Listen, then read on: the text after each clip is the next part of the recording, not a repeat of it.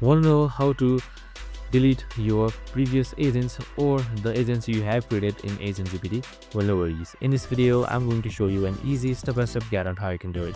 It's super simple and under a minute, so let's get straight to it. Now, first things first, you can just simply open up your Agent GPT website. So you can just simply head towards agentgpt.rework.ai and it should be right here. So we have also created various videos about Agent GPT, so make sure to watch it. So once you're there, on the top left side you should be seeing this hamburger icon right here. This should open up the sidebar or the menu. If it's not there by default, you can just simply select that. And now right here you should be seeing our previous GPTs or the agents that we had created. So in order to delete it, you need to extend it first. So you can just simply select the GPT right here, and once you select that, your GPT should open up and there should be a delete button. So it should be right here in the middle. So you can just simply select that, and again just simply confirm it, and it should be automatically deleted. And that's it. This is how you delete an agent that you had created. I hope this video helped.